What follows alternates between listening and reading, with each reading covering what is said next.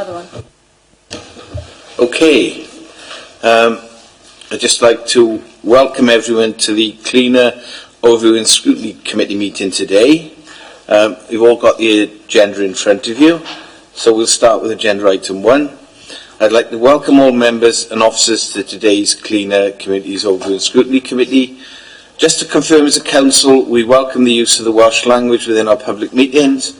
I have not received notice that members or invited attendees wish to use Welsh today, therefore the meeting will be conducted in English only. May I remind you that this meeting is being webcast, therefore can I ask you to turn off silence your mobile phones and ensure you speak clearly into your microphones. For your information, there are no planned fire drills today, but in case of a fire alarm sounding, please follow the signs to exit the building. I know we're all familiar with that. Can I also remind all members to sign the attendance register and confirm if any apologies have been received for this meeting? Rachel, can you tell me if there's been any apologies, please? I've received apologies from Councillor Giles Davis and Councillor Neil Waite. Thank you. Councillor Gaynor James has reminded me that because of an urgent appointment, she will only be able to stay till 3:15. Hopefully, Gaynor, the meeting will maybe finish by then, but thank you for letting me know in advance. Okay, that's item 1. We'll move straight on to item 2 of the agenda, declarations of interest. Could I ask if any members should have any declarations of interest that they declare them now? Councillor Ashley? Yes, I'm a member of the Monmouth and Brecon Abergavenny Canal Trust, appointed by Cwmbran Community Council, and I'm also a member appointed by Torfaen Council of the Canal Working Group, which is over. It hasn't met, but we are still. I'm a member of that, so I'll declare that. Thank you. Any others? No. Okay, we'll move on to item 3 of the agenda. Item 3 of the agenda is minutes of the meeting held on the 27th of June 2019.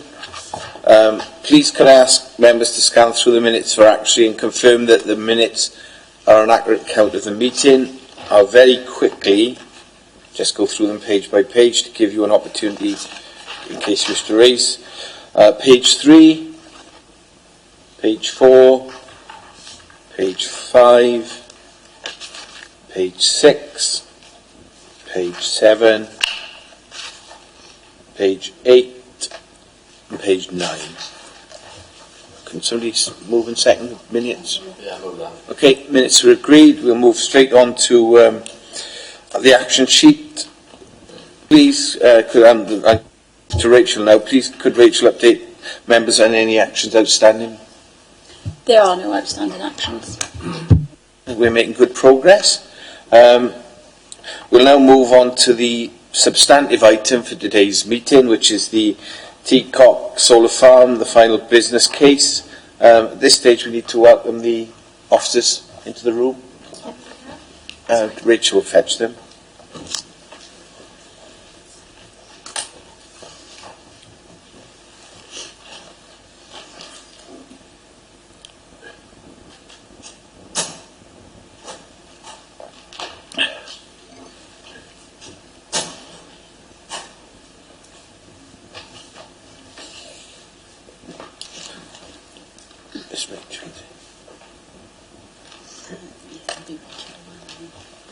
One of the officers.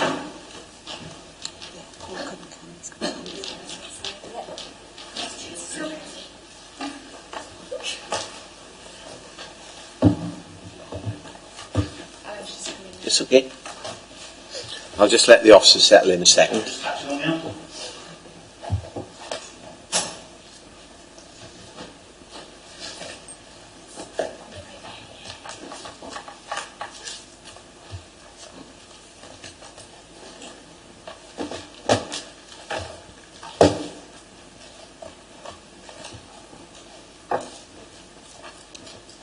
The officers all comfortable?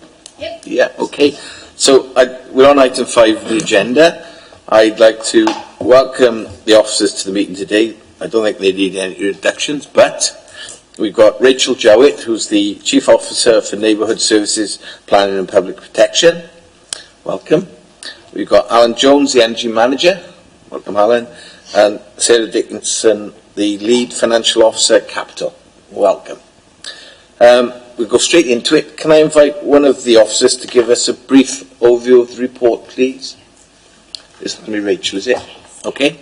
Hiya. Thank you, Chair, and thank you, Committee. I think, we're really pleased to bring this report to Committee today. As you'll remember, last June 2018, Cleaner, some of you weren't on it, some of you are new to this, did look at the outline business case, which we asked Committee for a recommendation to take to Cabinet. Do we progress to the next stage? And the view at that time was yes, subject to certain caveats, and that's what we've done. I do get that the FBC, which I'll refer to, final business case, is quite complicated. It's a technical document, but this is a technical project, but with some big strategic intent and purpose behind it. So it has to hit both of those two areas. I think it's important for members to realise we are following a set process, best practice for big strategic capital projects called the 5-case business model, where you take items through scrutiny and review before making final decisions, and it allows for key checkpoints, and that's what today is for us. It's a key checkpoint on the work we've done to date before and if we should go to Cabinet in November. I think it's important to stress to members that this is still a working up proposal. It says draft over it. Figures in here are draft, they are hypothetical based on a lot of work and modelling, which I'll go into in a bit more detail. So it's still, a moving feast, but set within some expert guidance and parameters. The question we have posed for you today is, should the Council continue with a proposal for the establishment of the solar farm? So that's sort of like what we've posed to ask you to consider. So what is the proposal? We're proposing a 3.04 megawatt solar farm to be constructed at Teacock on the old landfill site down in Llantarnam. You'll remember that the scrutiny report last year talked about a 3.85 megawatt solar farm. The proposal has been reduced due to work undertaken on land requirements. If there's any more information on why that has happened, then my esteemed colleague on my right-hand side will be able to answer that.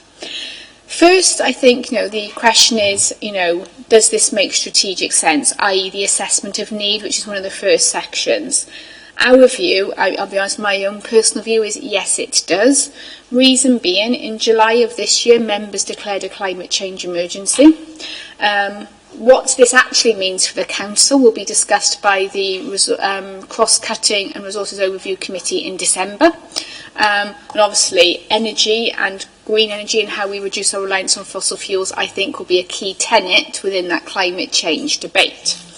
The energy benefits from this scheme in particular is equivalent of 21.15% of annual CO2 generated from our own buildings, or equates to electricity generation of 982 properties in Torfaen. So it's not insignificant.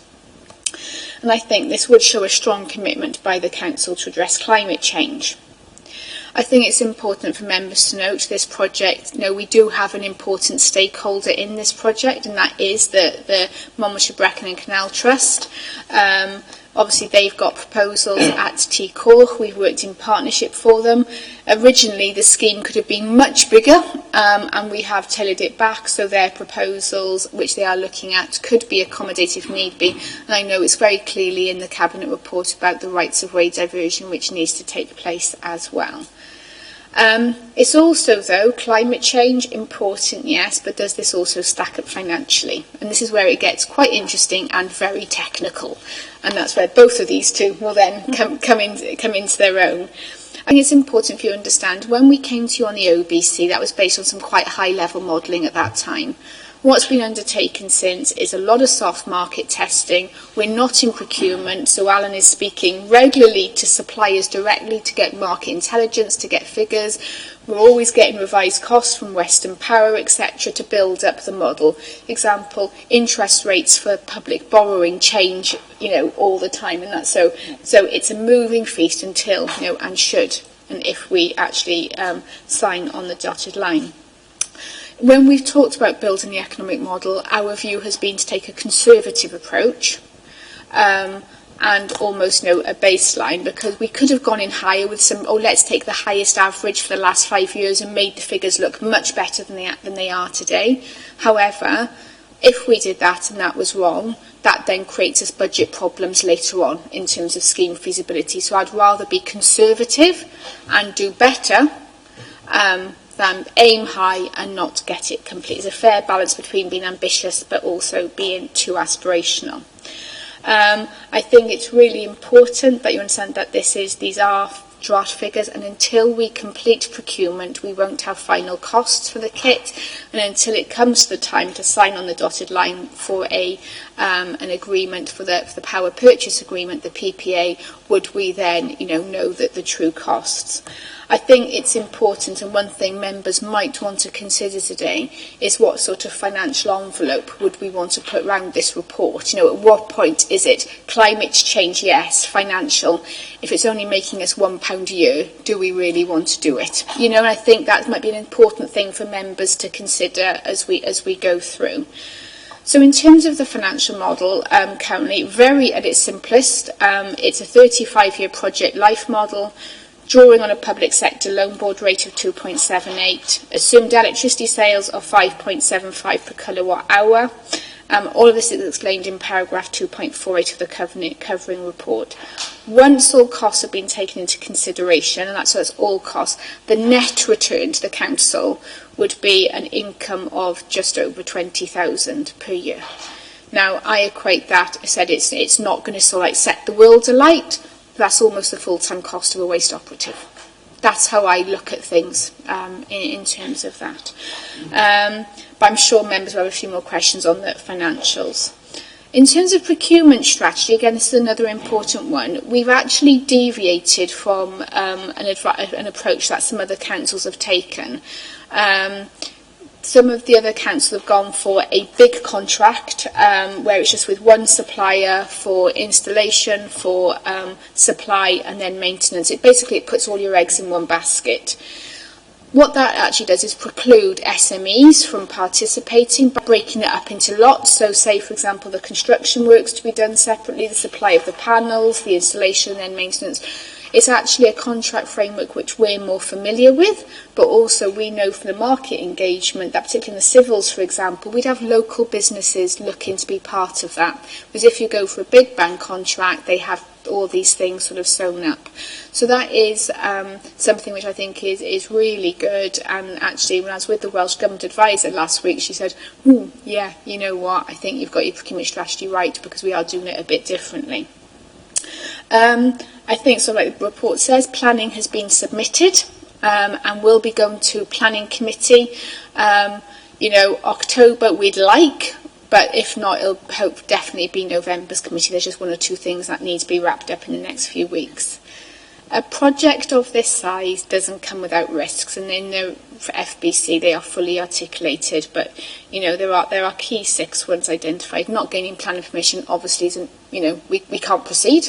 We're not going to appeal our own decision as an authority. I had an interesting conversation between me and Richard, wouldn't it?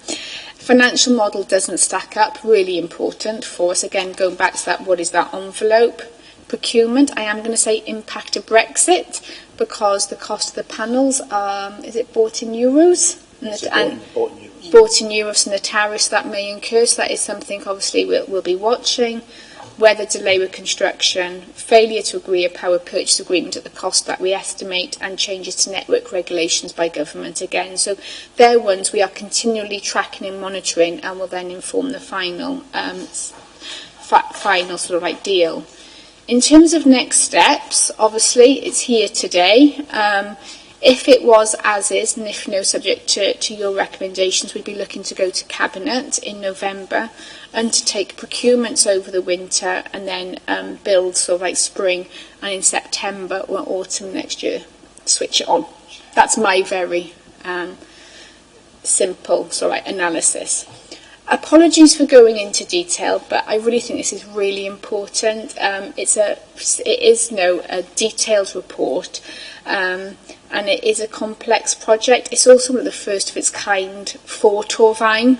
So we have, potentially in light of climate change, we have other land which could be suitable for energy. This could be a demonstrator project for something which could be a longer term strategy. So it's important we get this right, but also that the authority as a whole, the corporate authority, is comfortable with the approach we take. I will say the financial return, I'd love it to be more.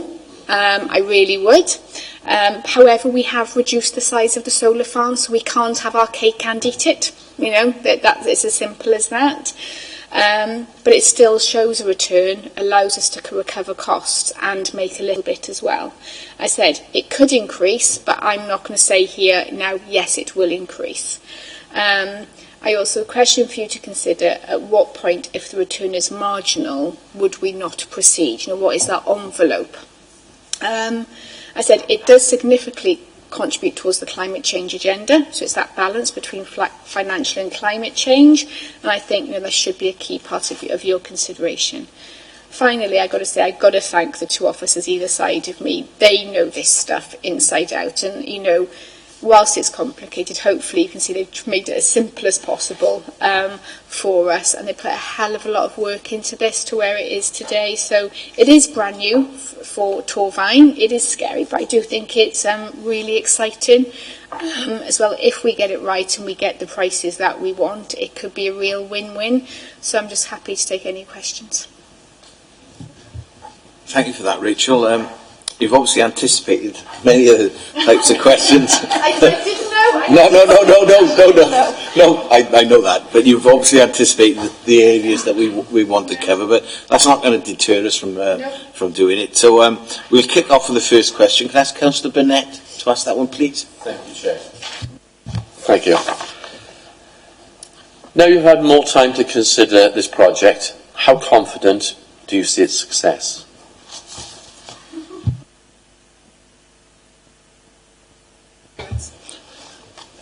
I think it will succeed, and not least because the changes in the market, the energy delivery market, as you can see across the whole of the UK at present.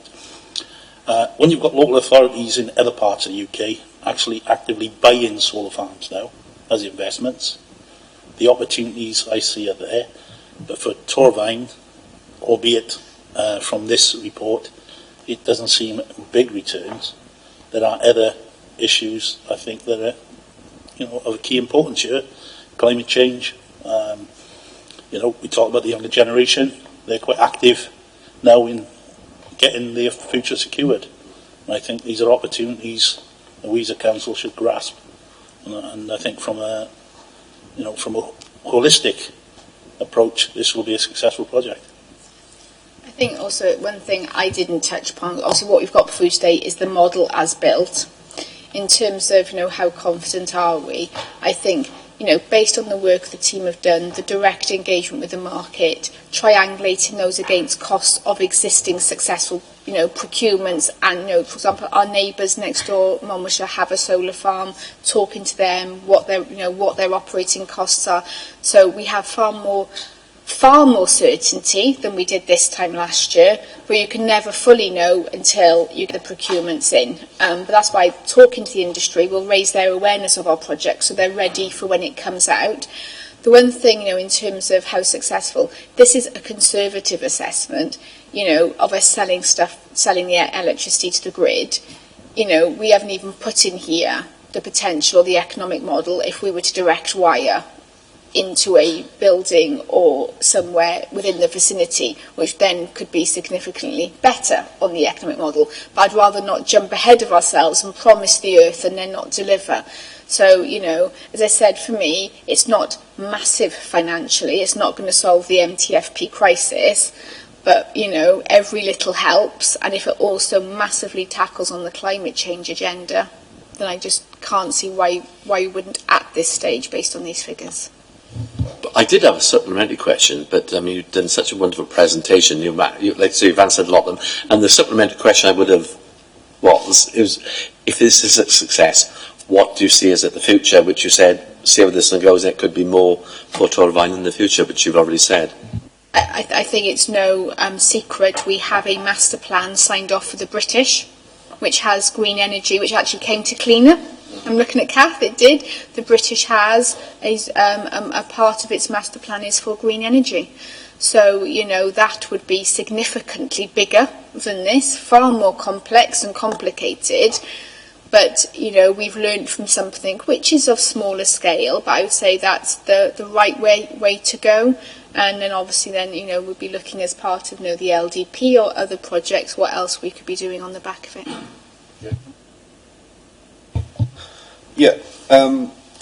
This whole business case is predicated on a 35-year life project. That's quite excessive. I think solar panels, from my limited experience, tend to last for about 20 years. They degrade 1% year on year. Inverters last for 10 years, and what I don't see in the business case is any additional procurement when it gets to that end of year life point for those items. I appreciate what you're saying, Councillor. But from my own experience, having worked with solar systems since the 1980s, whilst in Germany, one of the original solar farms is in Germany, in Pelhorn, you might know. It's still operational, and that was done in 1983. It's now up to renew the equipment. So you can see the lifespan is there. I appreciate again what you say on the degradation, but all the best models now and on the various manufacturers and all the technical data are now heading towards degradations of 0.4, 0.39. In fact, we were told by the Welsh Government Energy Service we could use 0.39, 0.4, but we decided to leave it at 0.5 from a conservative point of view. We think, and I say I think, I know that equipment is lasting longer. Again, on the inverters, on our financial model, we have allowed a sum of £180,000 at years 10, years 20 and years 30 for replacement of equipment out of the business model from the income stream. That should cover our replacement equipment.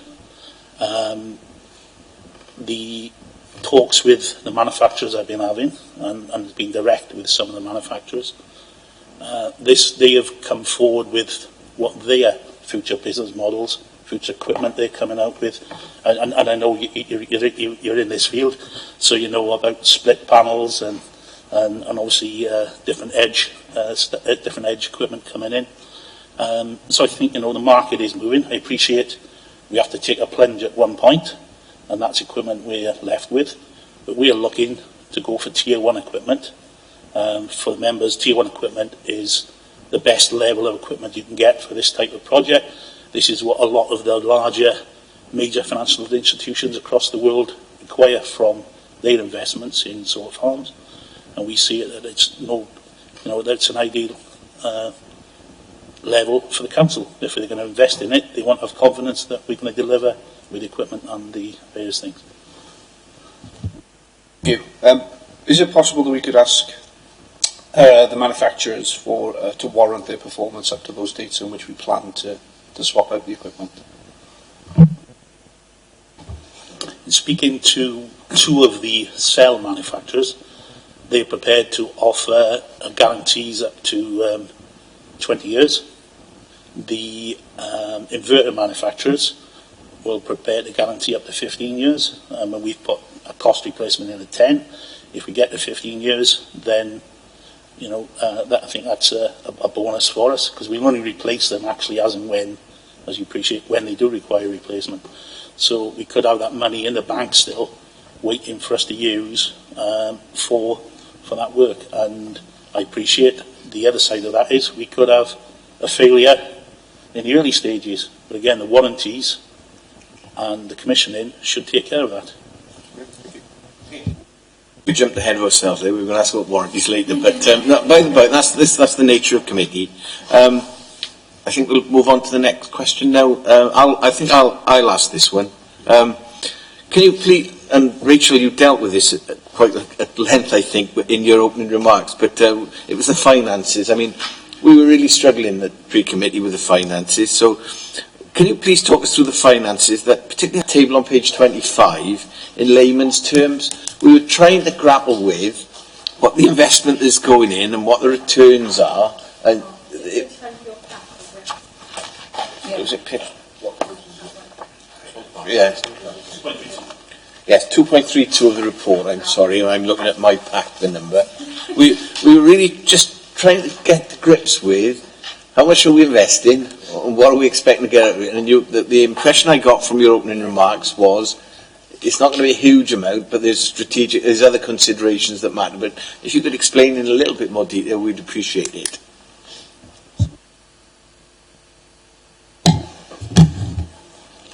Right. On the table, it gives you the cost. We've included the development costs which we've spent to date. So our total cost is 2,452,000, and so that's what our loan will be. And I think that was it. We've been conservative, saying it's 2.87%. And obviously, each year there'll be a profit or loss. But that's over 35 years. That's too big a spreadsheet to include. So at the first full year of operation, the net profit, as you would say, is 7,000. And then it says year 5 cash balance, but I think that means an average over the 5 years of £23,191. So yeah, it's not a huge amount, but it is in a profit. I think in terms of this is, in terms of the way councils do their budgets, it's different to commercial. So if you're doing a commercial profit and loss, expenditure, I think sales are normally in the positive, or income's in the positive, and expenditure's in the negative. With public sector accounting, we do it the opposite way. So our expenditure is always the positive, and any sales and income is always in the negative. So it takes a little while. So yeah, so if it's got a negative before it, it actually means that it's a positive return. If it didn't have a minus figure in front of it, that would mean we've been making £7,000 a year loss, or £23,000 loss. By having a negative in it, it means that it's a positive return to the authority. Does that help? Thank you, Chair. Thank you for that information. Kath, you mentioned the 2.87% regards the Public Works Loan Board. Is that over the period of the loan? Will that fluctuate at all? It's a bit complicated with loans because we don't borrow for a specific project. So we've just had to model what we think the loans are going to be over the next few years. As a council, we borrow a portfolio of loans. So that's our average loans at the moment. So that figure is going to be constant then? For the it would be set for the project. But for the council, if they have to borrow in the future, loans could be lower, loans could be higher. So there is a cost, or there could be a benefit. Jason. Yeah, thank you. How realistic do you think the PPA rate is, and will we see that rise with inflation? The PPA is from an indicative quote from a supplier. So that has come from the market.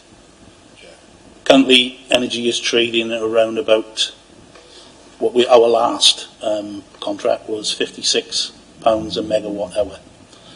If you look at inflation, obviously slightly less now than last year, but that puts it in that range of 5.7.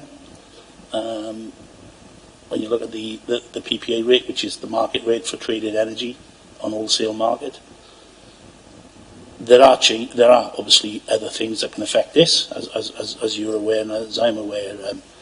Recent events in the Middle East pushed the oil price up. That will filter through to electricity prices soon. That again, we are seeing long-term prices for one of the other roles I have is obviously I procure energy for the council. So I've always got information on energy procurement on a daily basis, if not an hourly basis. And we are seeing now for winter 2020 prices being traded at £60 a megawatt. So, we don't buy that length ahead, and we use a system whereby we minimise our risk by buying over a period, along with all the other local authorities and stuff. So I think the PPA rate that we have set in this or indicated in this will be around about what the market will affect. And in fact, if you look at the Bayes model, which is one of the models in the one of the appendixes, the Bayes model gives you a higher rate of income for a PPA because they model energy prices based on past inflation, future inflation estimates, plus all the energy statistics that they gather from the UK and from European market. So I've got a reasonable confidence that that will be fine. I want to get my head around this because over 35 years you're borrowing money from the council to fund this thing, and your return, as far as I can see, is on getting money back from a market. Which market are we getting it back from?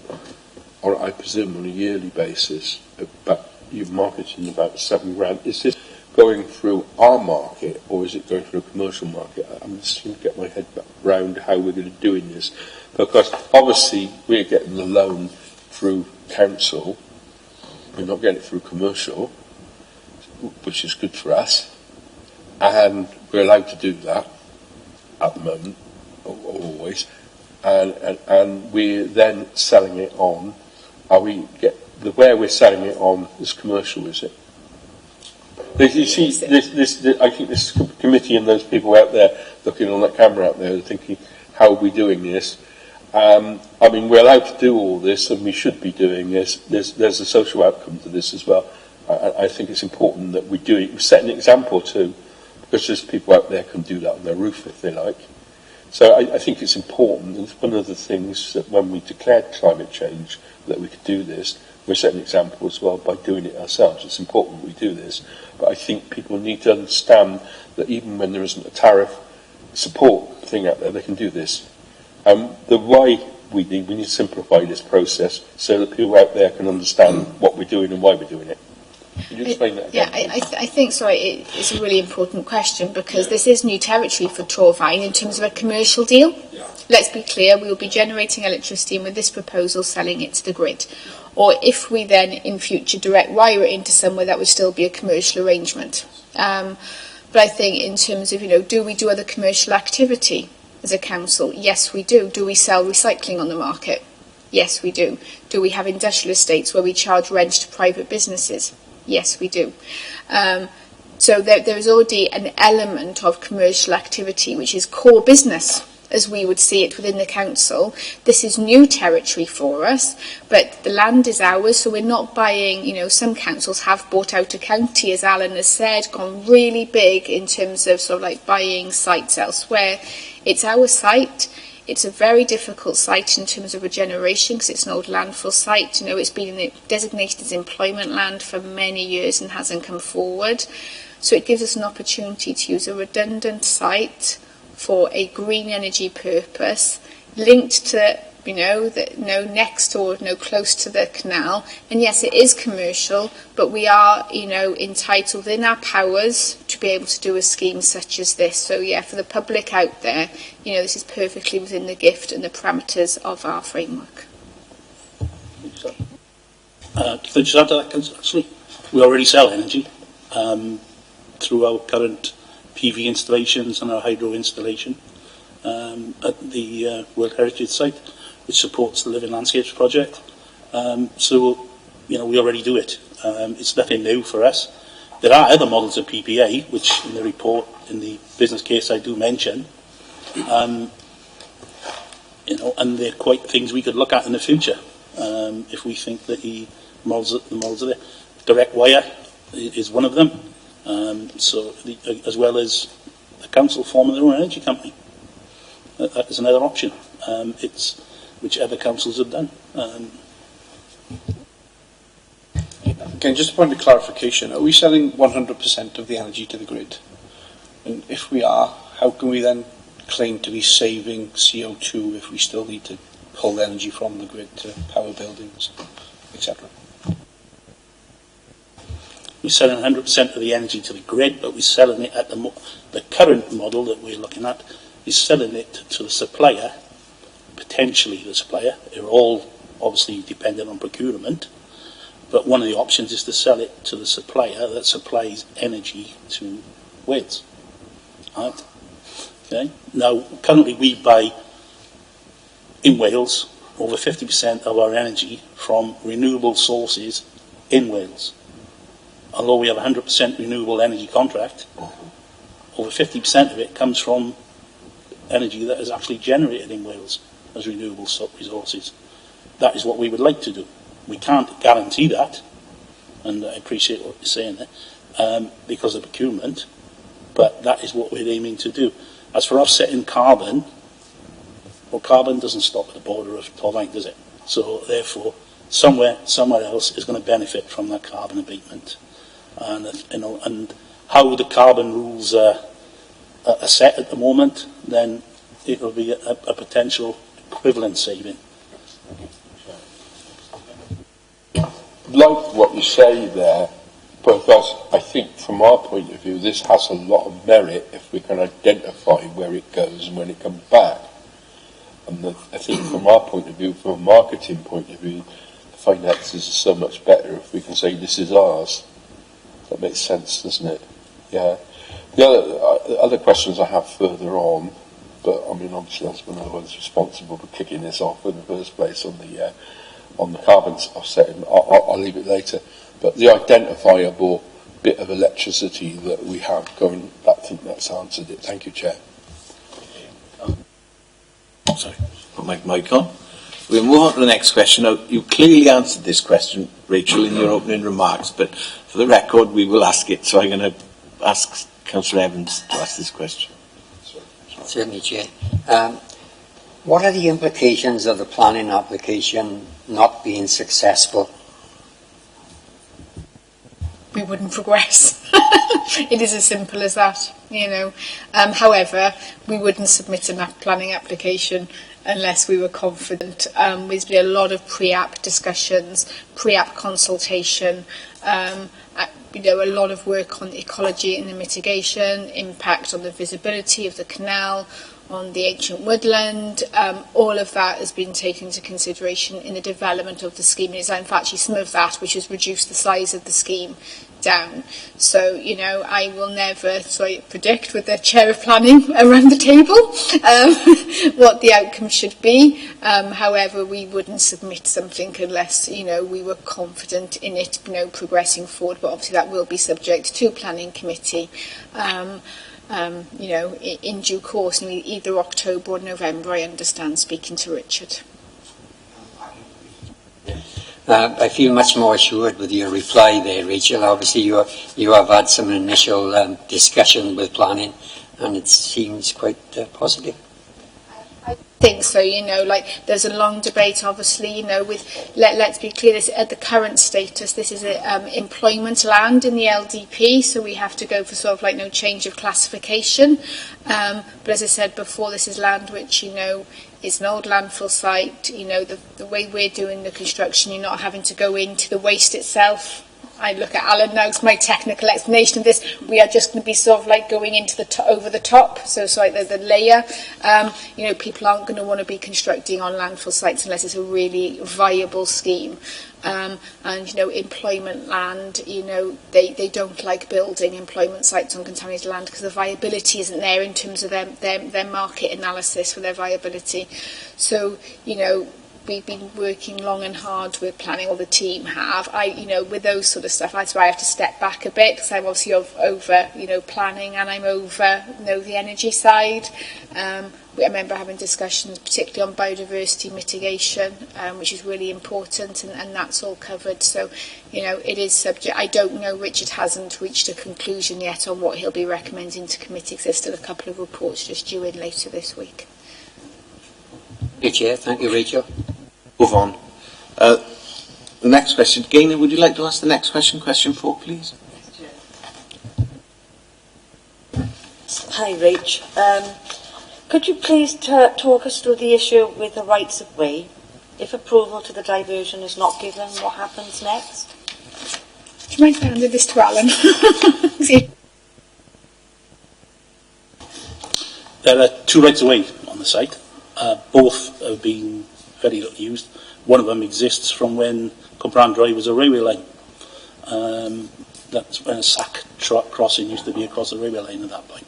And it's still there from that point. And so we've discussed the rights of way with the right of way officer, and we will require a deviation, because one of the things we can't have is the public being able to access high voltage equipment on the land, from obviously from a safety point of view. The rights of way officer then discussed that with the relevant other people on the site, one being a tenant of the council with a grazing licence on the site. We have spoke to her, and eventually from discussions with her, she's quite comfortable with a proposal we have made. We appreciate then the Canal Trust has opposed that, as they have got plans of their own on the site in the future. We appreciate what they're trying to do, so we've discussed with them, the rights of way officer, not myself, and she has looked at their opposing route along with the ecologist, and they've thought that that could be a slightly more costly option for the council, especially along maintenance of some of the structures that will be required for the route they propose. Now, obviously, we will put through a report to Cabinet for a deviation of the right way. If that is accepted by Cabinet, the Canal Trust can still obviously appeal that, and we will have to wait for that appeal to go through its process. Okay. I think it's fair to say, I am very aware of the proposal of the Canal Trust. They are, they're really ambitious. They're really bold. It's quite inspiring what they're proposing to do, but it's at a very, very early stage of project development, and therefore, if a scheme of such magnitude, because it is a very big scheme that they're talking about, was to come off, that scheme would need to take into consideration and build into the costs the infrastructure required in terms of the diversion path that would need to go forward. Because it's almost a bit like producer pays responsibility. When we have planning developments and they developers have to do things or put diversions in, they pick up the cost of that. Currently, the proposed footpath that we've proposed is not needed to be as complicated or as costly, because the land is, it's grazing land at the moment. Should it become a development, the development should pick up the cost of the infrastructure for the diversion.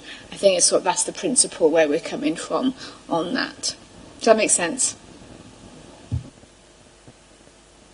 Thank you, Chair. Staying on this subject with the rights of way with the Monmouthshire, Brecon and Abergavenny Canal, and I hear you saying, Alan, that it could go to appeal. Have you put any mitigations in place in case that appeal upholds the Monmouthshire and Brecon and Abergavenny Canal?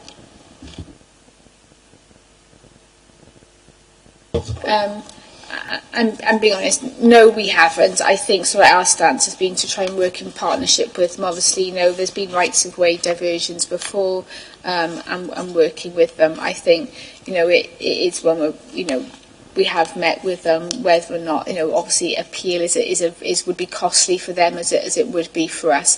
I really would hope it wouldn't come to that stage. So we haven't built that as a big risk or put budget aside in terms of barristers' fees or anything. So I just don't know if they would go that far. Hopefully not, because obviously we'd want to be working with them on their project on our land. Hopefully not, I agree with you, Rachel, but we need to be aware of that situation if it does arise. Do you think that we should look at the mitigations again?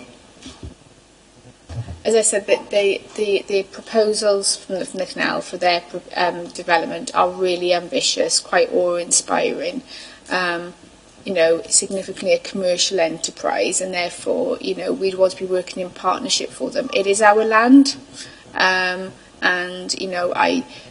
we wouldn't want to harm long-term relationships through going for an appeal of a right of way when they've got such big proposals for our land. Yeah, you say it's our land, but there is a right of way going through our land, isn't there? Yes. Yeah. Thank you, Chair. Looking at the site, and it's a ex-landfill site. And when I know it so well, because I grew up on it all my life. I still smell it now. So how... It was terrible. Well, no, next door to it, practically. We still live there pinching the bits and pieces in the bottles we return, you know. So how would there be a rights of way to a landfill site when it was a huge place at one time? So where would the rights of way? Because it doesn't say on here where the footpaths are. Is it there? It's not on, obviously, the drawings we've shown you. I have got a drawing with the rights of way on. I can provide. The rights of way are historic, as I mentioned earlier. It came back from the time of the railway line that ran up Cumbrae Drive, obviously you're aware of. So you can appreciate there was a railway crossing at that point, about 2/3 down the field. I don't know if you can recollect that. So that is still historic. It's never been removed, obviously, from the rights of way. There's never been a need to do that. And as you see, people, when it was a landfill site, from what I'm led to believe, there was a large concrete silo. The refuse was tipped into it, and you had to be careful that you didn't tip it on top of people down below, foraging, as they say. And there's never been a need to look at the rights of way. I think because people understood it was a landfill site, and it went as far as I have no more knowledge than that on that. But I can provide a drawing to the members if they want it. No, I don't want. I'm just thinking, but it must have been the years before it became a landfill site. The rights of way was there, but it was never altered then before it became. Yes, I get it. That's fine.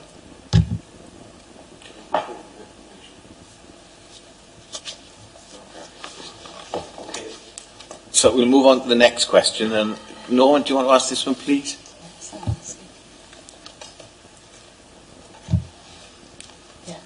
Can you please talk us through the risks and what plans you have in place to mitigate them?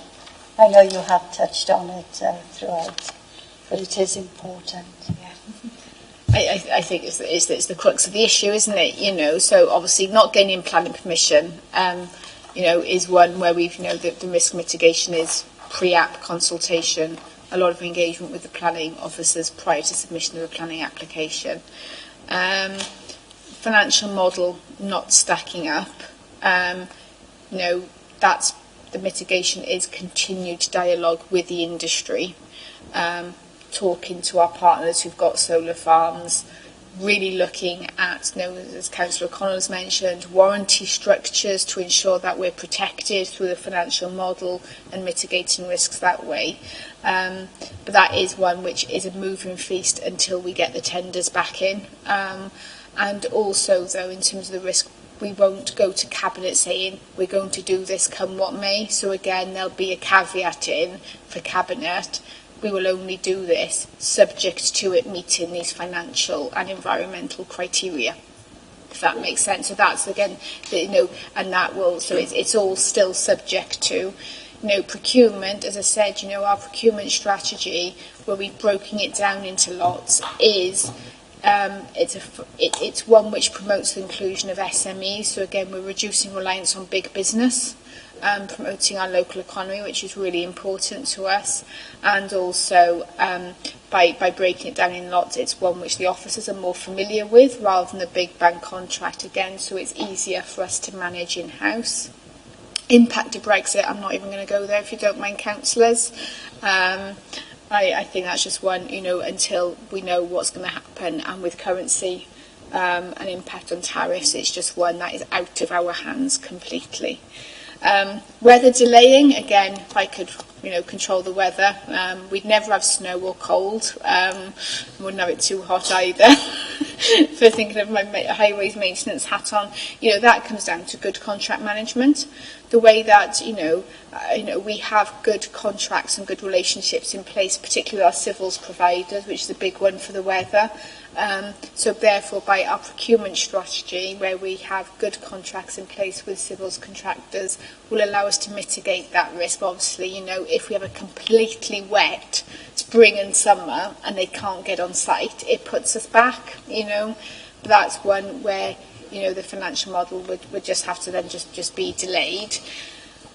PPA, I think Alan has spoken quite a lot about that, about how we, can mitigate the risk of the PPA. We've been quite conservative in our estimations. Again, we have, I said at the beginning, been very conservative in our modelling. preferring to be, you know what, this is as low as we think it would get, and if we get better, brilliant, than doing the opposite way round. And again, changes to network regulations by government is our sixth risk. That's why I have to look to Alan in terms of, because he's constantly monitoring what is going on in the market with regulations, with changes, etc. To then make sure that when we come to sign on the dotted line, we know we're as up to date as possible. But that's where sort of like I would rely on my colleagues to sort of like mitigate that. But those are the 6 key ones, and there's more in the FBC as well. 3 councillors lined up to ask them supplementary, so I'll start with Jason. Norma, if you. I was just going to say, other councils that have gone through it, you've probably learned a lot from their experience. Yes, we have. I've discussed this with Monmouth Council, for example, who developed one 2 years ago. I've been discussing with Cardiff Council, who are currently going through the process of Lambie Way.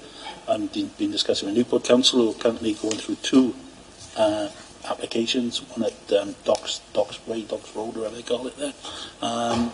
And I spoke to other authorities across the UK, not just in Wales, to make sure that we get a broad, breadth of issues that could impact on various things.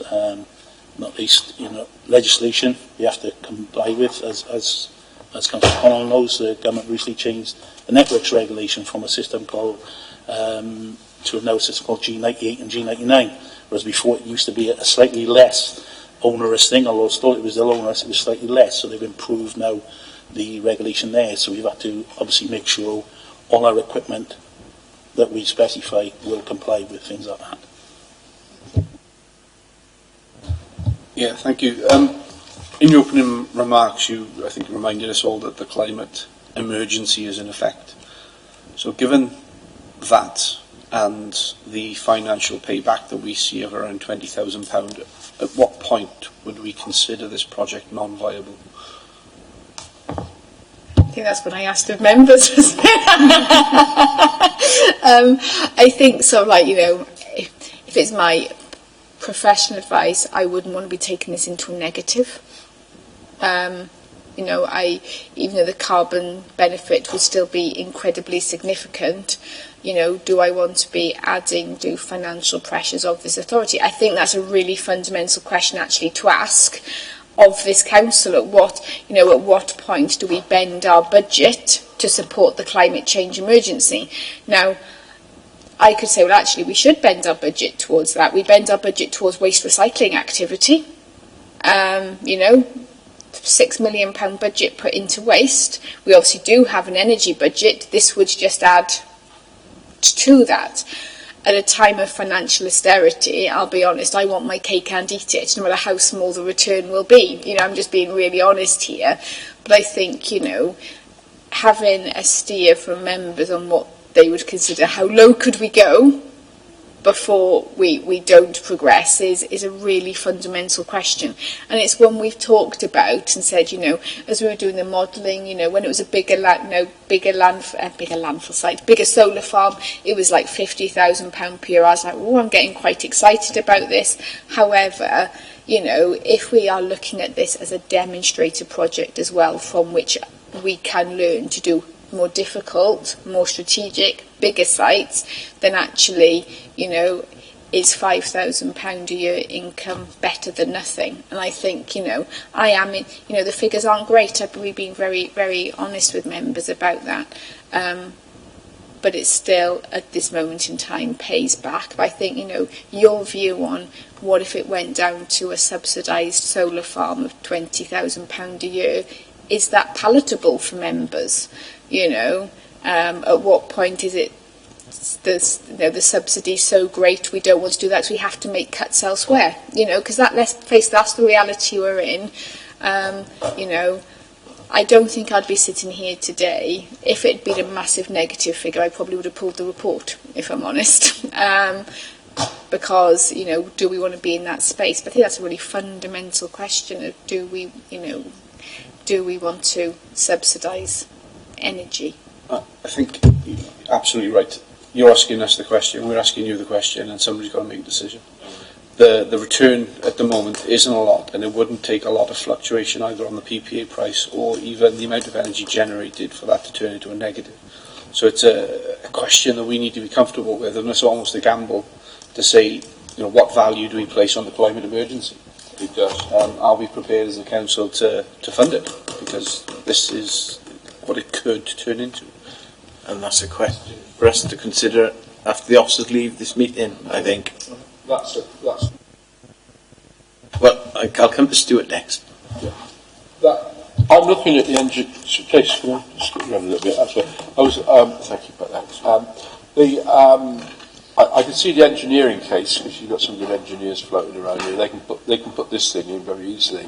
It's a very straightforward thing with panels and link-ups and all the rest of it. You've got the financial case. You've got financial people here. And that could be done commercially as well as anything else, because this guy's built these things. I'm pretty certain you people around the place build them. And we've got 3 years it commercially, 4? Yeah, there's a few around here that they've built. But the case is whether we can do it as a council as successfully as the commercial boys can, and whether the market can stand it. But on top of that, we've got a climate, this is a bit of modelling, we've got to think whether we can do, which I think is quite exciting in a way, because we've got to do carbon offset against it.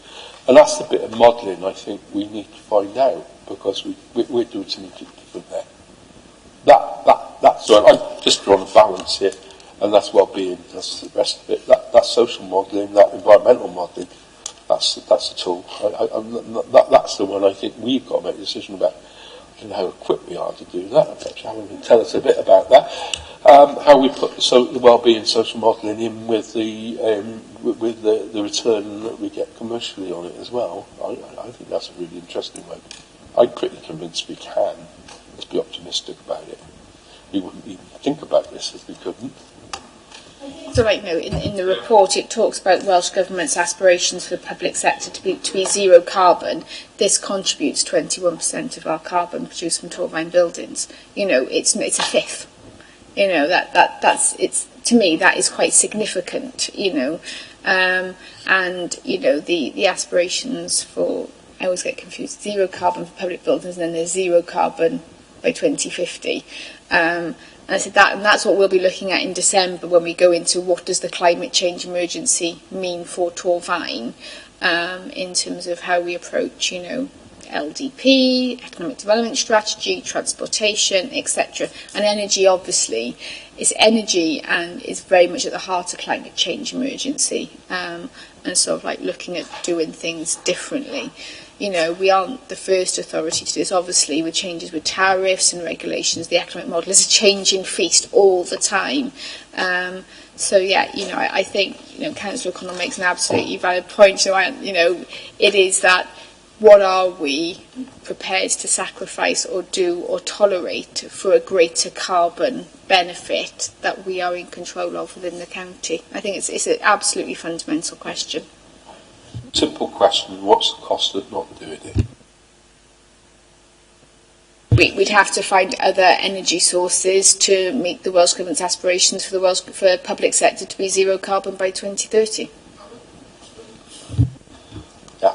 I would also say that there's another target that has not been discussed, which is the Welsh Government's target for local generation from communities in Wales by up to 70% by 2030.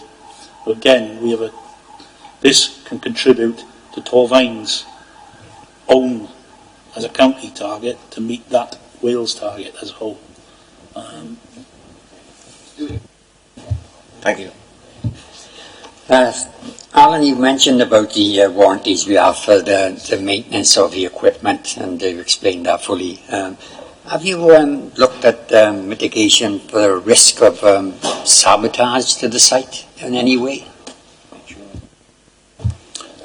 We've looked at insurance, and again I looked at other local authorities and the figures they were putting out for insurance.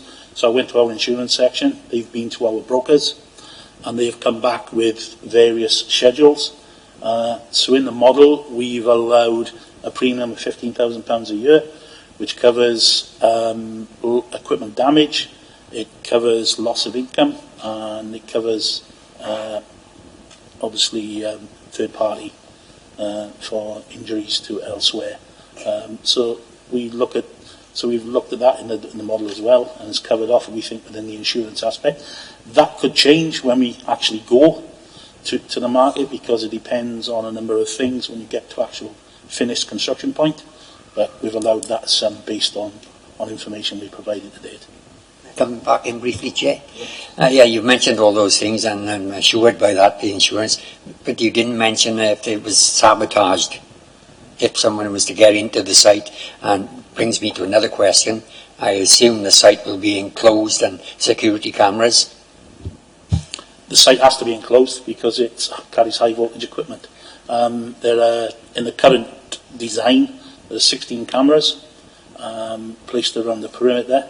It's a 2.4 metre fence, albeit it has to be 100 millimetres off the ground to encourage movement of mammals through the site from a biodiversity aspect. We again, with that, we've been discussing with local providers of those monitoring services, our own SRS, the council's contractor, and other local providers, because again, we're trying to make sure that we use as much local companies as we can in providing these type of ancillary services to us. It leads me with a final question about the sabotage issue. If somebody was determined to sabotage it, would this insurance policy cover us? That was something I would have to check. I will admit that. But I think sabotage is something that is not a regular occurrence on photovoltaic farms, as far as I'm aware. I've not come across. Again, I think back to when I was first putting solar panels in on council buildings. We were told it's the element that the youth, they call it, but remarkably they understand what solar panels are for. They would be sabotaging and destroying them, but to date we've never had any incident of damage on any of our solar equipment, which has been in since 2011. And the young people of today who are usually targeted as being the ones responsible for this fully understand what this equipment is for, and so I appreciate, and I'm glad to hear we haven't had no sabotage elements, but I wasn't thinking particularly of youth sabotaging. I was thinking of more serious saboteurs. Helpfully, we've answered question 10 there, Stuart, as well. But we'll move on to the next question, which is question 6. Jason, can you ask this one, please? Yep. Is this process time dependent, and what are the implications of a delay? Obviously, the process is time dependent. If planning, for example, is delayed for whatever reason, that put back our procurement windows. Because of the size of the procurement models, we have to go. We have already put a PIN notice out to through Celta Wales. That is active for 1 year up until the 31st of March. If we can't go to procurement to after that time, then we have to reissue PIN notices. That has a lengthy process attached to that. There's also the construction point, in that we're looking to get money back within the second part of the financial year. That would throw our financial model out quite a bit. There's also increased construction costs due to delays. If we were to start work and then for no fault of the contractor, he's had to delay that. So, we do try to mitigate. There is a time process. We've put what we think is a robust time scale in place, and we have a time plan. Again, if members want to see any of this, it's all in the background papers and that I hold down in Neighbourhoods, and they're quite welcome to come and view it. Thank you. What's the validity of the quote you received for the PPA? And I assume there's a validity on the connection agreement from the DNO as well. The DNO have been very good with Totlines, again because we have a very good working relationship with the DNO. The first, obviously, cost we had from them was £300,000. Subsequently, with discussions with the DNO and other aspects reducing the size of the project. That's brought that down to just under £60,000 now. So that was a substantial sort of financial saving there. In fact, I've just had an email from the DNO. I can see it in front of me, and he's asking me how's it going because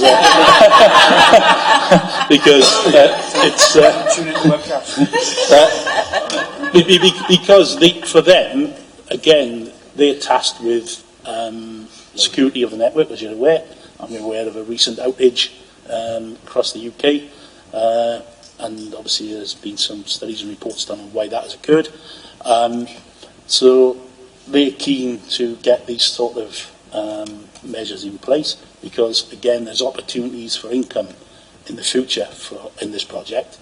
If we were to look at other opportunities that actually strengthens the UK electricity network through fixed frequency response. Like, I won't go into it, but I'll just say what it is at the moment, and that's what caused the power outage, the deviation of the frequency of the UK electricity network. Recently it dropped from 50 hertz that we normally run down to 48.3, I think it was, and that there's automatic dropout points then to stabilise the network. And the government are now considering increasing the opportunities for fixed frequency operation of various renewable projects like this. Sorry, the second part of your question was with the PPA. That is an indicative quote. It was based on a 1-year fixed offer. But again, I say it's indicative. It's not a binding quote. And therefore, we would need, when we do go to commercial, because as you appreciate, when we go to commissioning, one of the things we have to do, part of the commissioning process, is actually certifying the generation output. And the energy companies will not provide you a quote, a firm quote, until you confirm what your generation output is going to be. So at this stage, everything's indicative, and if we do get to construction and get to the commissioning, then we will be in a position to get the fixed quote. Again, you've got different aspects of the PPA, be it flexible or firm. Our thing at the moment is to go for a firm PPA for certainty of income for the authority, because that, especially at what we see as some of the lower end of the income stream. Although again, I will stress this is fluid, because every day we are improving on the model, improving on cost assumptions. So therefore, that's where we are with it. Is that same problem that your colleagues see elsewhere, and the commercial boys will get the same problem when they build these things? I'm only asking because it just occurred to me. Monmouthshire Council were lucky enough to get the last throes of subsidy from the government, which obviously helped their model. They were built theirs on agricultural land. Yeah. So again, they didn't have the issues of contaminated land like we have got. It is obviously solar farms are being built at present because the price of equipment has come down to a position that will make it viable. Albeit they tend to be larger sites being built, and built in conjunction now with storage facilities. So that's battery. And the battery is then, because obviously with the solar farm, as you appreciate, if we develop this, we'll be generating during the day, and our PPA will be based on a day market price. If you've got storage battery, you could potentially sell that at 7 o'clock in the night when everybody's turned on to watch whatever soap is on at that time, after having a cup of tea, and the demand for electricity is higher. And actually the market cost for electricity can be around about 25 pence a kilowatt, 21 pence a kilowatt. We have our contracts with it, at the council have got at the moment, give us prices of energy at times between 4 and 7 o'clock, right, in the red band, or what is known as the red band of generation, of demand, of 15 pence is the normal kilowatt price we pay, plus a further 15 pence for taking energy during that price. So we try to manage that by keeping our energy costs during that time, or energy consumption at that time, low. So you can see there are mechanisms you can improve income but at this stage we are not pursuing them because of the things we do. I was pleased what you said about there's some interest on the webcam. That's excellent news for us as a committee. I'll ask the next question. It's probably for Sarah, actually. It's a bit technical and it just shows where we were struggling with understanding the technicalities in the report. Can you explain what is meant by the council policy for minimum revenue provision for capital projects? And what does this mean in relation to the project? Sorry about that, Sarah, but... I have no idea how glad you directed that.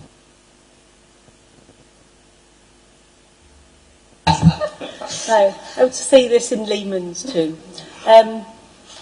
If I was Nigel, I could probably do it better. No, there we are. As a council, we have to adhere to the Prudential Code. We've probably already had the Treasury Management Report, quarterly, Audit Committee, and it's all about being prudent with our borrowing.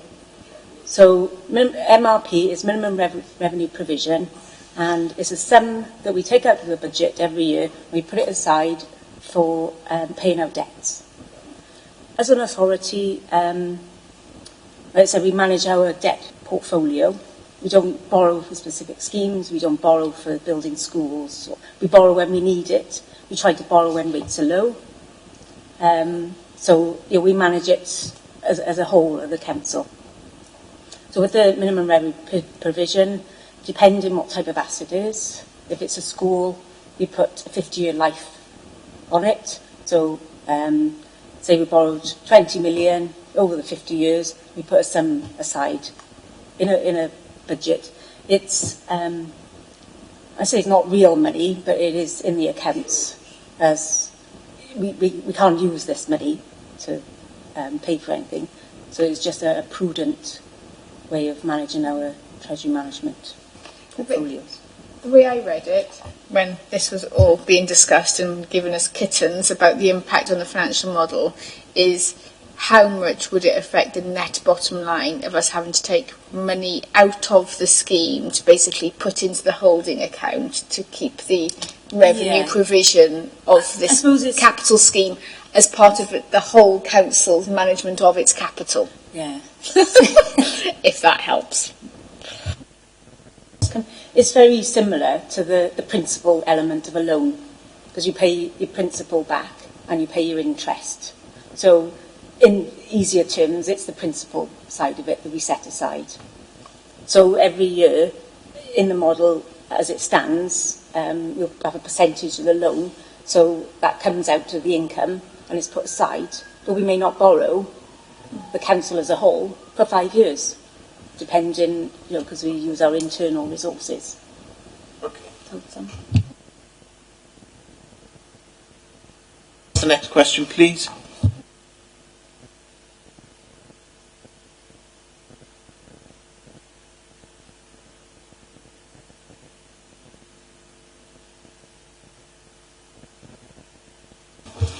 Obviously, I've conducted all this research. There are numerous solar farms across the UK and across Europe, as I previously said. I've spoke to operators of solar farms, public and private sector, gathering sort of intelligence on costs, for example, on operation and maintenance costs, which are obviously the ongoing long-term revenue costs of the project. Looking at the PPA sort of mechanisms, what they've used, why they used them, looking at the type of equipment they use. Again, it goes down to design as well. Why is it designed this way? And again, it's quite technical to go into, but it's the reason our design is like it is because we're using a limited small site, and we try to maximise the generation we can make from that site. And if you put, for example, on our site, we're looking at 4 panels in landscape, whereas if you then try to put, say, 2 panels in portrait, which is equivalent, enough equivalent size on a frame, you actually get less panels on a site. And again, it's to do with the actual shading of the panels, etc., because again, that affects the output. If the panel's in shade for longer than necessary, then you reduce your output.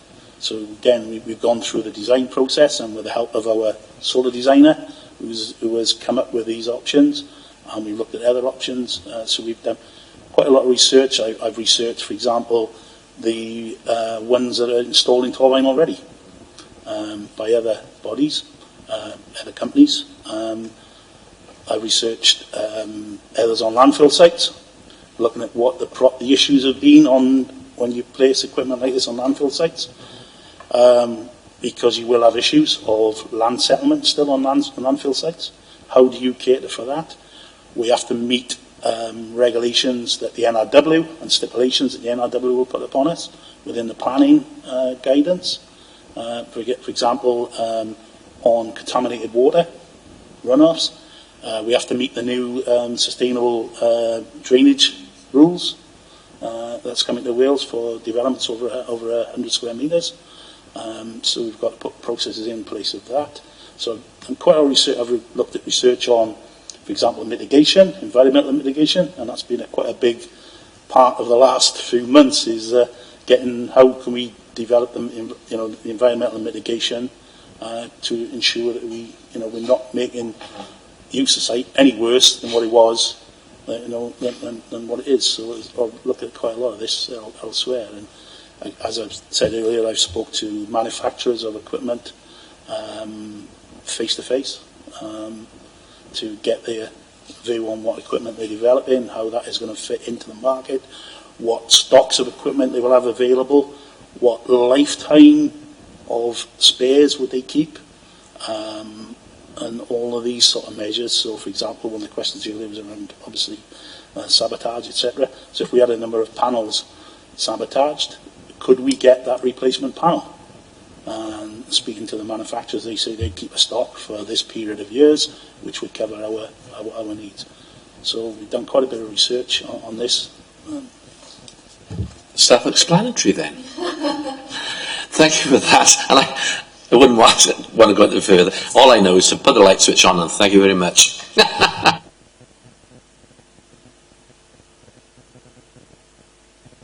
Certainly, Chair. Have you considered asking other neighbouring authorities to collaborate with us on this project?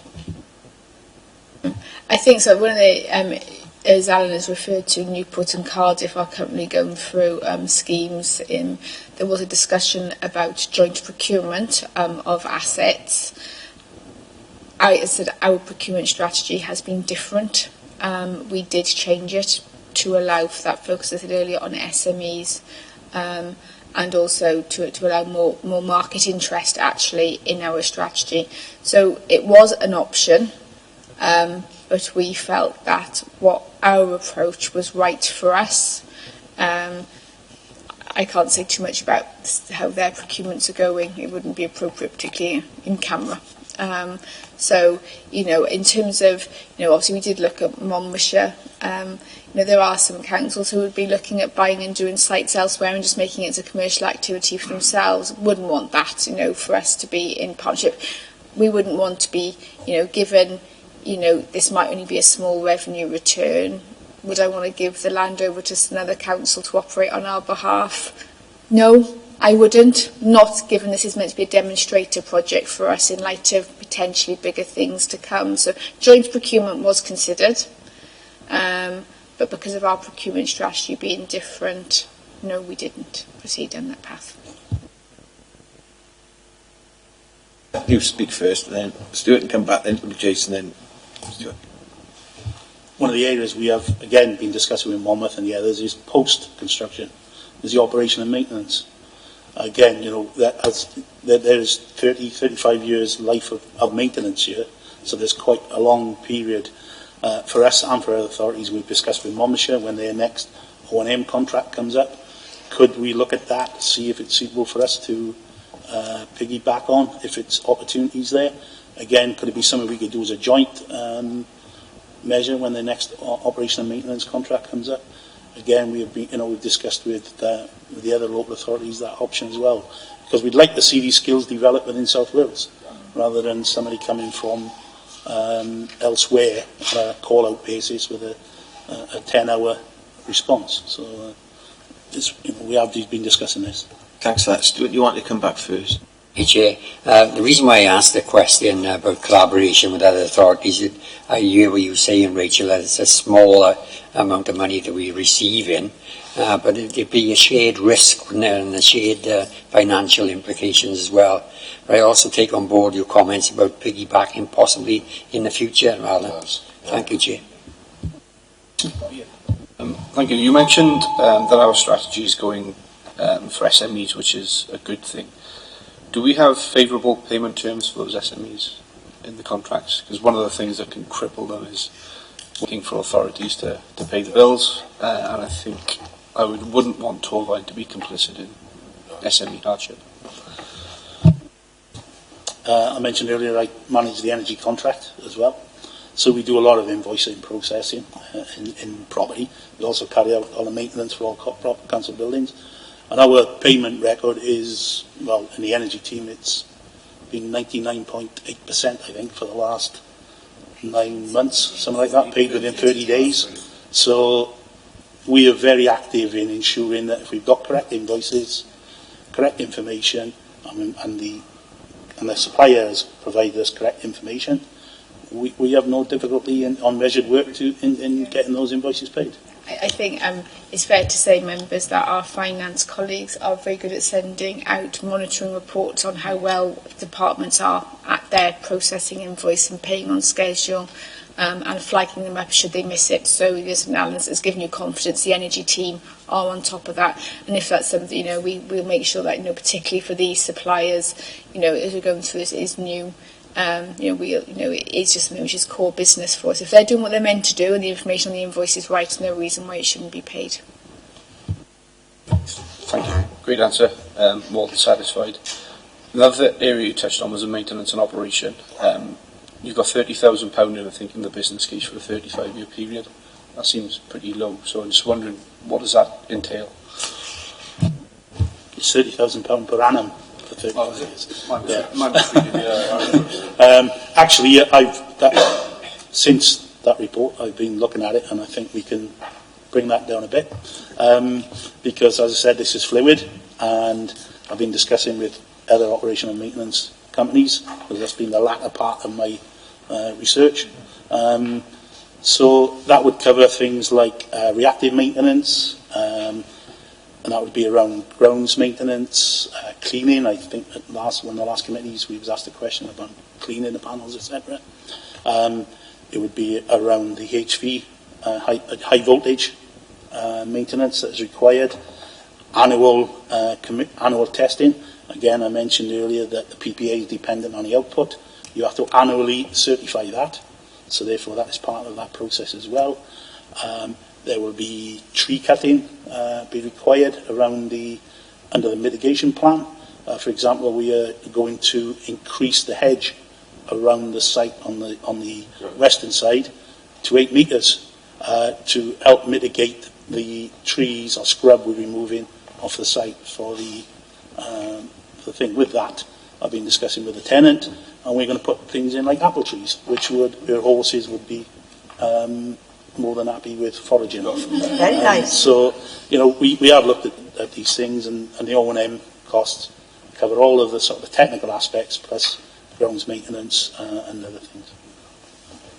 One last one on that. I apologise for the misreading. But we have to pay our own business rates as well? Do we? Yeah. Okay. One point about the apple trees, we've already got some quite rare South Went ones down there already, if you look, because I know they're there, and because I picked them before now. But that aside, what I think there is, looking at the question that Stuart asked already, was the opportunity to work in partnership a la PSB, because it's the sort of question we asked at the scrutiny we've done about that. Who else you could have a partnership with, not just local authorities, because obviously we've got the police authority, the health authority, etc., etc. and they all got large tracts of land on which you can put solar panels. I mean, the health authority is obvious when there's a report come out just recently about putting trees on their land. There's no reason why you couldn't put panels on top of their building and have partnership. If we've got the expertise on this, maybe they have as well, I don't know. It does make sense. The other one that gets my goat all the time, and it's a commercial operation, is Cumbrae Shopping, an enormous great roof space down there. I have asked that question before about them doing it, but if we're getting the expertise and we can have a partnership with them, once we've done this, it makes sense to look at that. We've also on planning committee looked at very large buildings, didn't we, somewhere? And it strikes me that the conversation needs to be had. It's just once we've got this one going, I'm thinking about climate change, but I'm also thinking about we've got lots and lots of roof spaces which are not the commercial or the other public buildings, and really once we've started this, we can't let it go, can we? So and other one that gets my goat all the time, and honestly there's a lot of it around in Torvine, is British Rail, National Rail. And they've got lots. They've got lots and lots of land, and if you look in other countries, they're using rail land for all sorts of things. So, I mean, we now have that in the public property because Transport Wales put a paper out. So there's possibilities of linear. Let's do it. We've all got aspirations. No. I did this for a reason, and only I say that it's about us having partnerships. We're doing examples. PSP is, but I only make a quick comment on this. Nobody that's do it. Thank you. Yeah, do you want to make a comment? Because maybe you have had these. I think sort of like, Welsh Government's target for public sector, zero carbon impacts on all public sector across Wales.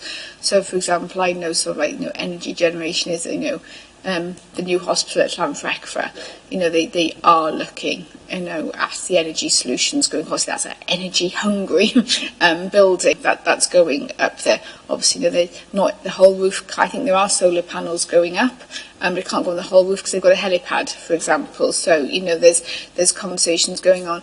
I think, what we can do is that if this proceeds, this could be something which then goes into the PSB is look at what we can do in Torvine. I know it is something that the housing associations are very interested in looking at, whereas in terms of, where, in terms of subsidising for their tenants, because of course that I think so that we're going to see a massive change over the next 30, 40, 50 years on energy and heating and what's going to happen, in our neighbourhoods moving forward. But this is just, one small part of a much, much bigger strategy. And I don't think we're not there yet on that longer term strategy. But this is just a good place for us to put our toe in the water, test it, build up expertise, and then see then what we can do moving forward. In the design of the site, we're designing extra switchgear that will allow us to feed directly to another user of that energy. So we are looking to the future on that. So it's being done. Chair, I only make the point because just over the way from this site is the new police HQ. Yeah. I hadn't thought of that at all. No, I had.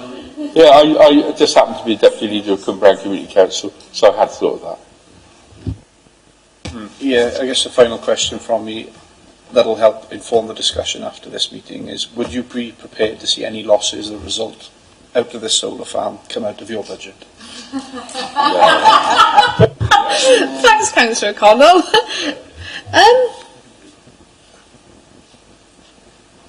Yes, I think I would. Because I'm prepared to make a public subsidy to other environmental activities mentioned earlier. 6 million for waste management. We already have a budget for energy, procurements to fund our buildings. So would I be willing to have a cut in another area to subsidise this service? That's something we wrestle with every budget round. I think yes, I would.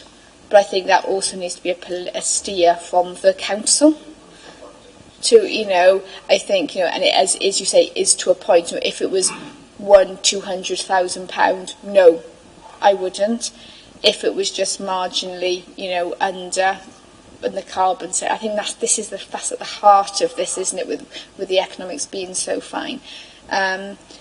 So I think, what I'm interested in is, what is politically acceptable in terms of if it were into a negative, what is the council prepared to put of its own budget into a positive carbon, solar scheme. I think I would be prepared to do something, but at the moment I'm looking for guidance as your chief officer. Where are you prepared to stretch that band as well?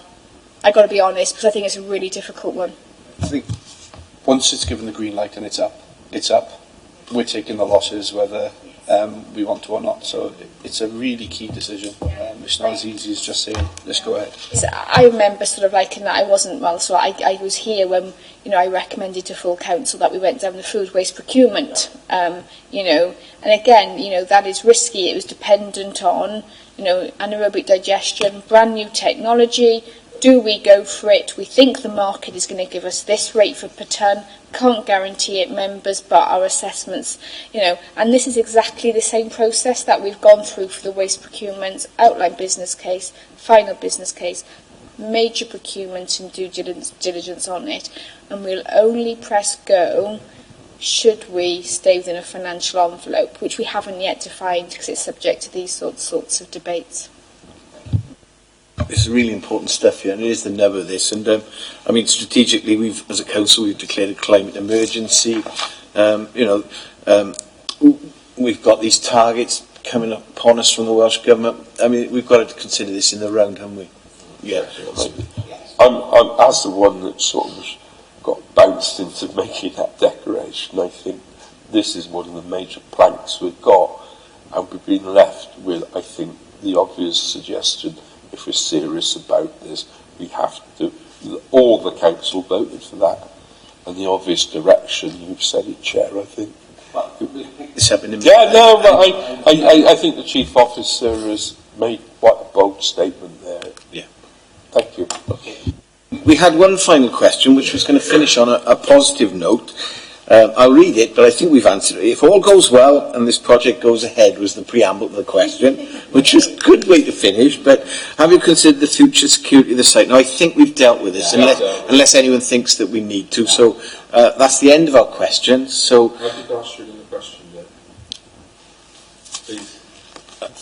I'm not going to read it. Oh, okay. So I thought we dealt with this. That's why I was going to pick it up. It's going back to the issue about you were selling the energy back to the grid, and it was around the question. It was around the issue around the right of way and the canal trust. Can the energy generated be used to manage the water in the canal lagoon if the canal scheme goes ahead?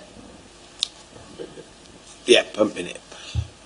We've already discussed that with the canal trust. That we would be willing to provide energy from the solar farm to them if the scheme went ahead.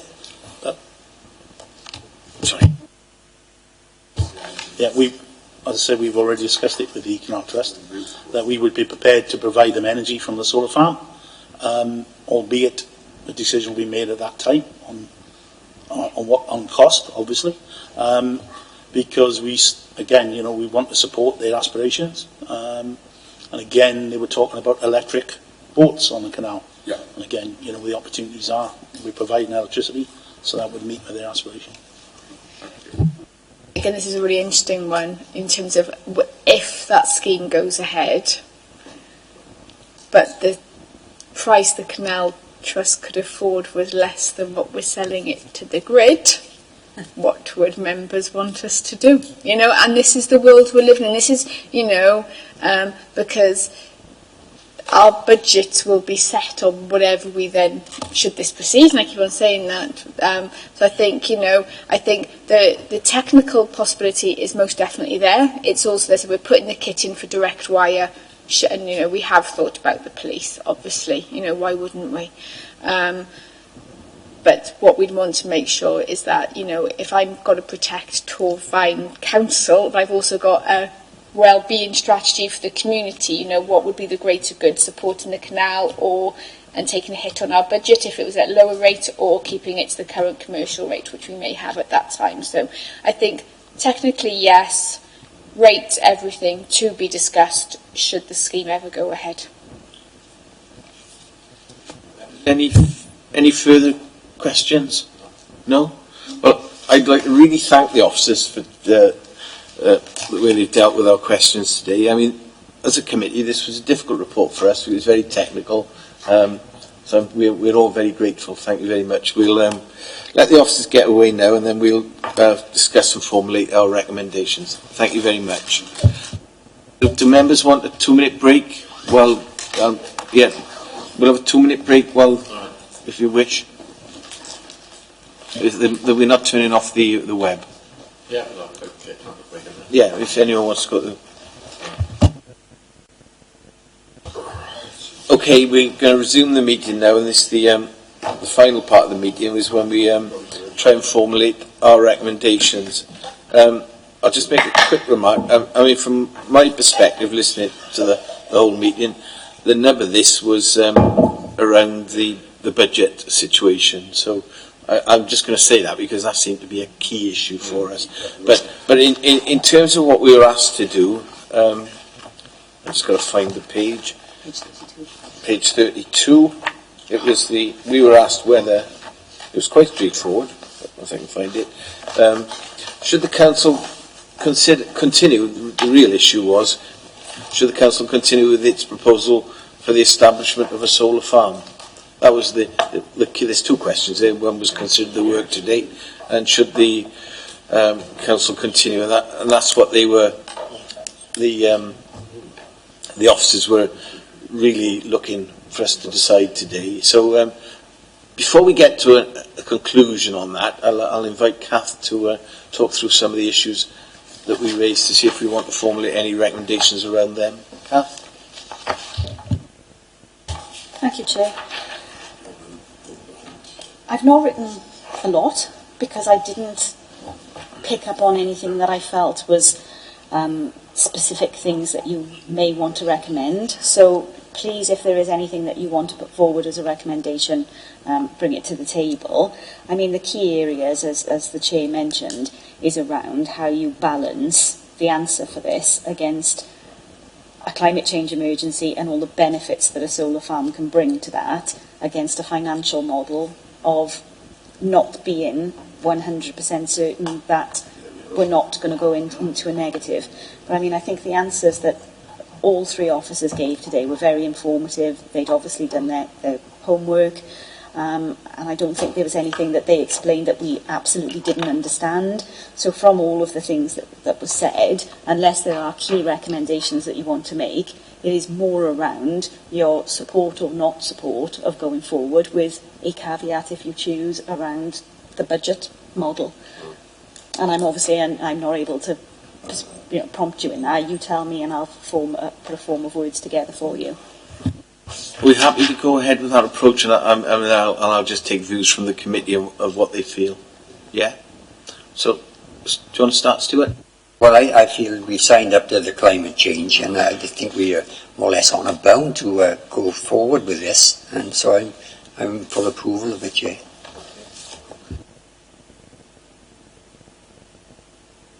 Sorry. I agree with what Sarah says, but again, on the budget side of it, whether it goes at negative at all, but we signed up to the climate change, and as Rachel said, she goes at negative on other things with recycling, whatever, and I think we have to go with it. But again, as Rachel said, how much money, if it was a negative, and I think that's something we've got to look at. I mean, would we put a large negative into it? But my proposal, as with Stuart's, we go ahead with it. I was on the fence, if I'm honest. The biggest issue for me is the PPA rate, the amount of money they say they're going to get from the network operator for selling the energy. That's crucial. So I think if we were to approve it, it would be subject to the rate that they've got in the document being the minimum return. And they would have to negotiate up from there.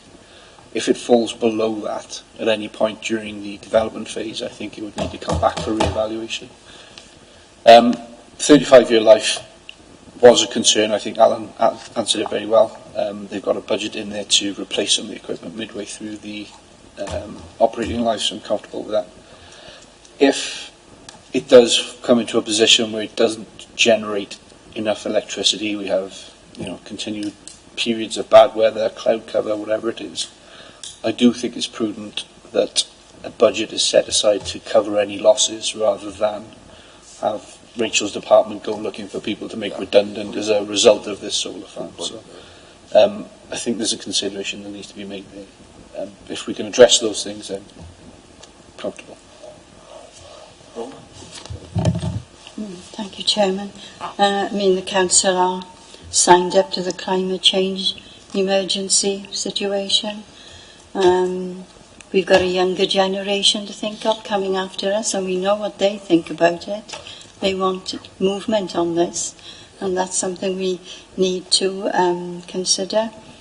The land won't be used for anything else. It's been vacant for years, and they haven't got any plans for the land, so that isn't taking up anything. But yeah, the budget, yes, we could put a caveat on especially what Jason just said, because that's sensible.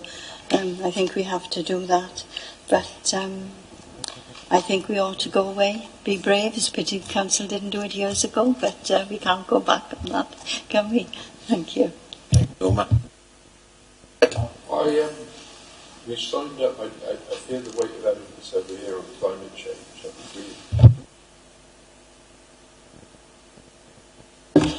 Climate change, yes. Risk assessment, Jason's made the point very eloquently, I think. That's the negative. Also, the point, I think the Chief Officer made the point about the council needs to take the risk, not her department. I totally agree with that. End of the day, it's a decision we made as a council. And I made a kind of sort of force field analysis on it, if you like. It weighs very heavily one direction on the climate change. Norma's point about young people, and around here, it's not 30 years, it's actually nearer 15 years. That means we need to go ahead with it. It's one of the strongest planks we've got towards our climate change emergency. But at the end of the day, we need to put in place a council guarantor on this, which is not our neighbourhood services department. So I agree with what Jason said. It's a very good piece of council there. We need to put up there, so that goes up in that quarter, if you like. That's a guarantor. At the same time, I also, what I was trying to say, I'm not sure if I was very eloquent about it, this is also a good example on the well-being of future generations as well. It's something that we can help lead the PSB on. That bit was trying to get at. But as a standalone example in the beginning, we desperately need it. Really, the mood of this committee is to support this. Now, I just want to probe a little, Jason, on the caveat. Now, can you explain that a little bit more detail? Because you said the PPA, was it, that would have to be a minimum. Now, is that going to totally tie their hands? Would that, in the market, is that feasible? That's what I'm trying to understand. Yeah, it's fundamental to their business case. So it's the PPA. It's called the power purchase arrangement, which is the rate at which they sell electricity to the grid, and they've quoted 5.755 pence per kilowatt hour. If it drops below that, then I think the rate of return is going to be remarkably low. We're talking possibly into the negatives. So I think we can say up to the point in which we start procuring equipment that rate needs to be maintained, and then just before that point we need to take a view as to whether any fluctuation, whether it goes up or down, impacts the final business case. So I think if I was trying to put it in a sentence, I would say proceed on the basis that the PPA is at that rate that they've quoted, and if it fluctuates then it needs to be re-reviewed for affordability. Happy with that? Yes, that's very, very sharp. Okay, Okay. The other time we've been here, because in my experience, is when we've been looking at recycling and when we've been looking at metal return on stuff like that, and we got a return on it and then it disappeared. So we've got a good precedent thinking about stuff like that. The other question I was going to ask, and I did note it, was whether and if we ever get potential for putting battery power in, because that was very evident what you said, wasn't it? Mm-hmm. I wondered about that, because that would bring the power, that would bring, obviously not now, and he said not now, but in the future. But is there ever a potential to put batteries in? It did seem to me that would settle it out. That seems to be the case of what I've seen in stuff like this. If we could get that battery in there, that would make battery bank would make a lot of sense. Can we just make that as a... Yeah. And can we just note that rather than put it as... I mean, I think I want to concentrate on... Are we, you know, they want an answer from this committee. Yeah, are we going to support... But that was such a strong recommendation on his part, I thought. Yeah. So, what's the secondary thing we put in, Kath, on these reports? Comments. Comments. We'll put that... I think we'll make that as a comment, Stuart. You already mentioned that anyway, haven't you? Yeah. Stuart, yeah. Can I add another comment to that then, if you will? Is that we have all-member seminar to be updated on it going forward. Mm-hmm. So, Gary. That's sensible, yeah. Yeah. And there's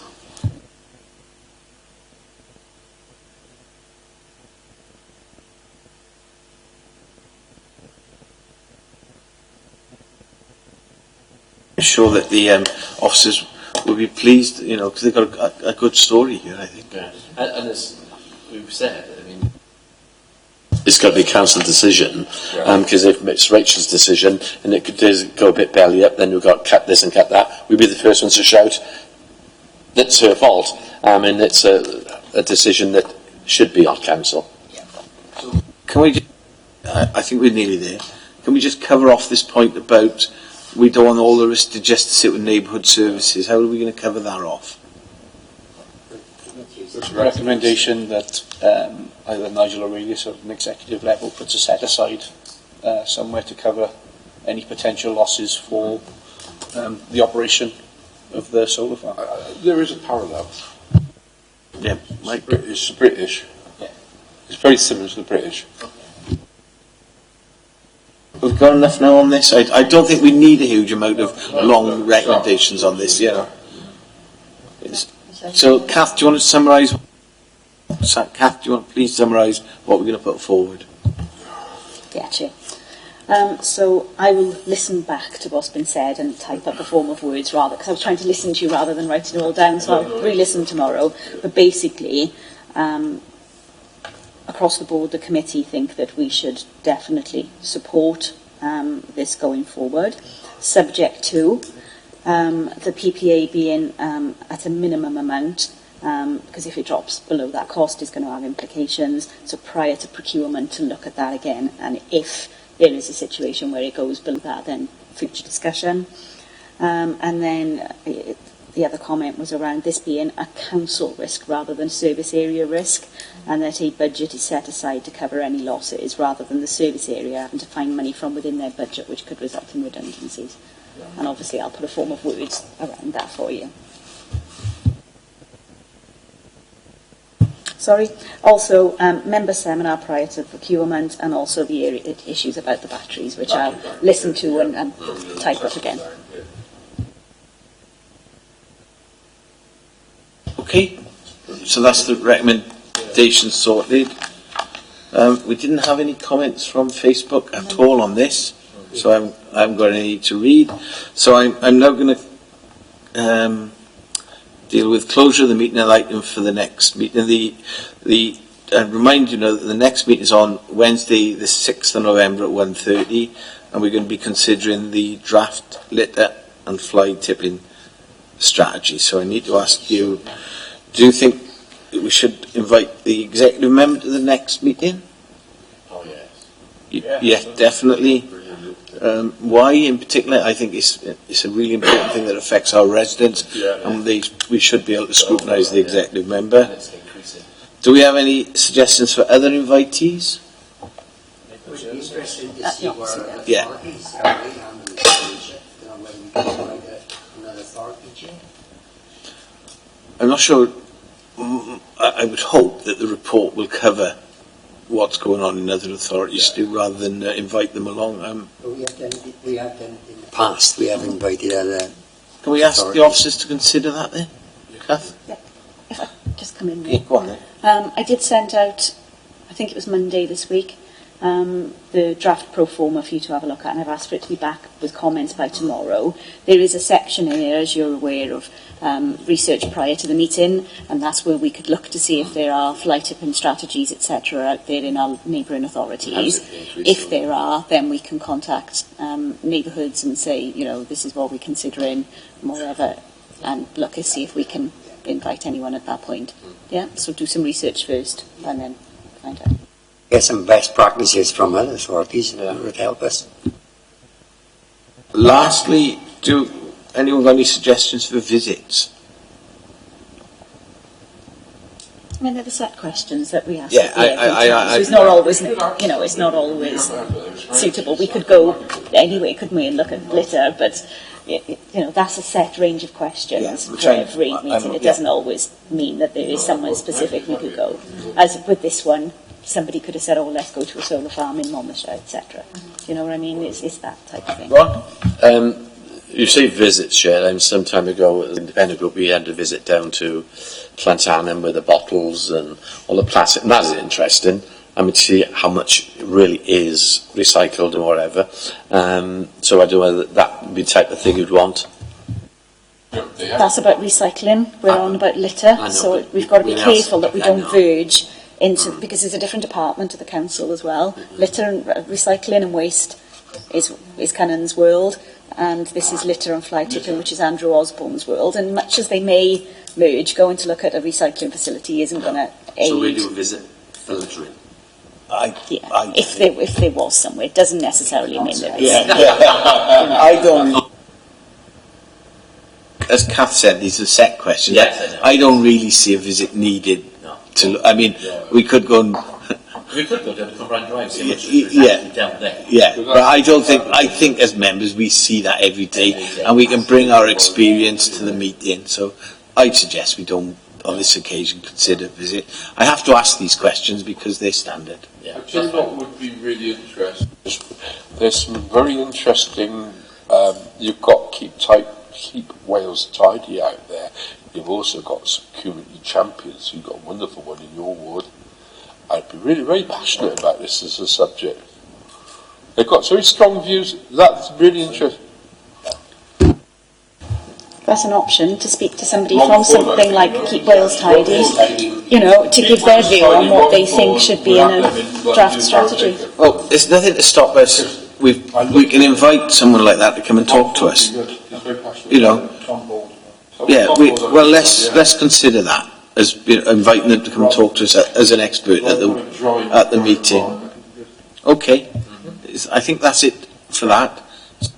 Just to finish, before I close the meeting, obviously I'd like to thank all the members for their contribution today. I'd like to thank the officers for what they've done, and as usual, my particular thanks to all the work that goes on with Kath in particular and Rachel. Without them, these meetings wouldn't be a success. So, as usual, the biggest thanks goes to the two officers sitting either side of me. Thank you both. So I'm closing the meeting now to the press and the public.